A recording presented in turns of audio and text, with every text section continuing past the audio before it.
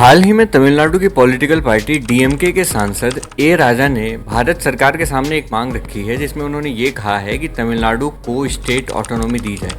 साथ ही साथ उन्होंने ये भी कह दिया कि अगर उनकी ये मांग पूरी नहीं की जाती है तो वे तमिलनाडु को भारत देश से अलग कर देंगे। आइए जानते हैं कि तमिलनाडु भारत से अलग क्यों होना चाहता है, ए राजा कौन है और ये स्टेट ऑटोनॉमी होती क्या है।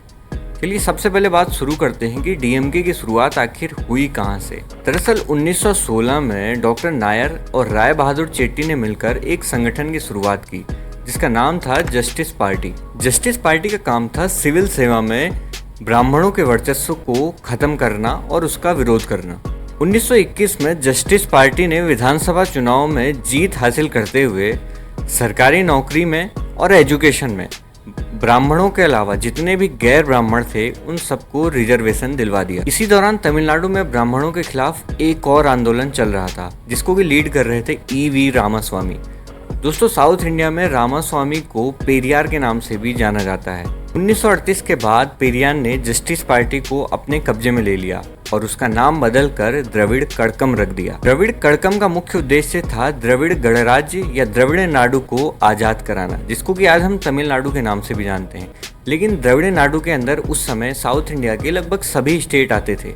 पेरियार के बारे में अगर बात करें तो वह एक नास्तिक व्यक्ति था और अपने समर्थकों को रामायण का एग्जाम्पल देकर यह बताया करता था कि कैसे श्री राम ने रावण के तमिल क्षेत्रों पर कब्जा किया। दरअसल वे लोग श्री राम को एक विदेशी आक्रमणकारी के तौर पर देखा करते थे। पेरियार ब्राह्मणों का एक बहुत बड़ा विरोधी था। इसी कारण से उसने कांग्रेस से भी खुद को अलग कर लिया था, क्योंकि उस समय में कांग्रेस पार्टी के अंदर भी कई सारे ब्राह्मण नेता हुआ करते थे। पेरियार द्रविड़ नाडु को आजाद कराकर एक इंडिपेंडेंट कंट्री बनाना चाहता था। इसीलिए पेरियार ने द्रविड़ नाडु को अलग राज्य या अलग देश बनाने के लिए अंग्रेजों के सामने एक प्रस्ताव रखा, लेकिन अंग्रेजों ने उस प्रस्ताव को डायरेक्टली रिजेक्ट कर दिया। लेकिन हिंदी विरोधी होने के कारण पेरियार को डॉक्टर भीमराव अंबेडकर और मोहम्मद अली जिन्ना इन दोनों का भरपूर सहयोग मिला। अननोन फैक्ट ये है कि पेरियार और मोहम्मद अली जिन्ना ये दोनों एक दूसरे को सपोर्ट किया करते थे। पेरियार जिन्ना को सपोर्ट करते थे पाकिस्तान के लिए, जबकि जिन्ना पेरियार को सपोर्ट करते थे द्रविड़ नाडु के लिए। देश की आज़ादी से एक महीने पहले यानी कि 1 जुलाई 1947 को कुछ तमिल अलगाववादी नेताओं ने द्रविड़ नाडु अलगाव दिवस मनाया, लेकिन गांधी ने इसका पूरा विरोध किया। साथ ही साथ जिन्ना ने भी इसका विरोध किया। हो सकता है कि जिन्ना को ये लगा हो कि इन लोगों के चक्कर में कहीं पाकिस्तान भी हाथ से ना निकल जाए। द्रविड़ कड़कम पार्टी के अंदर 2 मेन लीडर थे, पहला पेरियार और दूसरा अन्नादुराई। लेकिन भारत के आज़ाद होते ही पेरियार ने इस चीज़ को बहुत एक दुखद घटना के रूप में लिया, जिस कारण से अन्नादुराई और पेरियार इन दोनों के बीच विवाद उत्पन्न हो गया।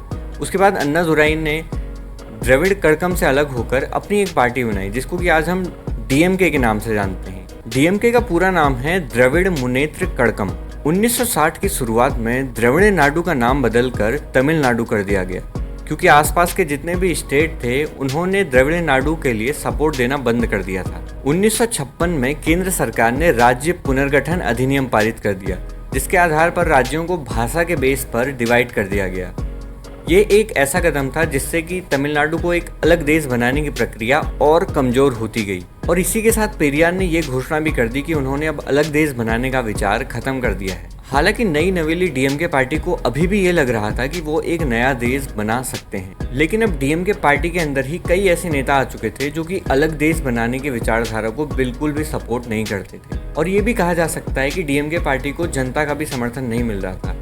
ये बात इसलिए कही जा सकती है क्योंकि 1957 के चुनाव में पार्टी को 205 सीटों में सिर्फ 15 सीटों में ही जीत हासिल हो पाई थी। 1963 आते आते पार्टी के नेताओं को ये समझ आने लगा था कि द्रविड़ नाडु का बनना काफ़ी मुश्किल काम है। इसीलिए 1963 आते आते डीएमके पार्टी ने सेपरेट कंट्री की मांग को छोड़ दिया और उन्होंने एक नया मुद्दा पकड़ा, हिंदी का विरोध। अब बात करते हैं ए राजा की, जिन्होंने ये बात कही है कि तमिलनाडु को ऑटोनॉमी दी जाए, नहीं तो वे भारत से तमिलनाडु को अलग कर देंगे। दोस्तों, आपको बता दूं कि डीएमके पार्टी के सांसद ए राजा मनमोहन सिंह सरकार में केंद्रीय मंत्री भी रह चुके हैं और 2010 के 2G स्पेक्ट्रम घोटाले में इनका नाम सबसे ऊपर आया था। अब ए राजा जिस स्टेट ऑटोनॉमी की बात कर रहे हैं उसे समझते हैं। देखिए, ऑटोनॉमी का मतलब होता है स्पेशल अधिकार, यानी कि इसमें केंद्र सरकार का कोई हस्तक्षेप नहीं रहता है। सिर्फ डिफेंस और फॉरेन मिनिस्ट्री को केंद्र सरकार संभालती है, बाकी के किसी भी नियम कानून पर केंद्र सरकार का कोई अधिकार नहीं होता है। उसमें सिर्फ राज्य के कानून अलाउड रहते हैं। यहाँ तक कि उनका अपना खुद का राष्ट्रगान, राष्ट्र ध्वज, खुद का संविधान तक हो सकता है। इस बात को आप ऐसे समझ सकते हो कि जम्मू कश्मीर जब एक स्टेट हुआ करता था यूनियन टेरिटरी बनने से पहले, तो वो भारत का एक ऑटोनॉमस रीजन था। इसीलिए आपने सुना होगा कि उनका खुद का संविधान है, खुद का झंडा है, खुद का राष्ट्रगान तक है। वैसे इंडिया की बहुत सी स्टेट्स में अभी भी कुछ ऑटोनॉमस रीजन्स बने हुए हैं जिनकी अपनी अपनी स्पेशल पावर है।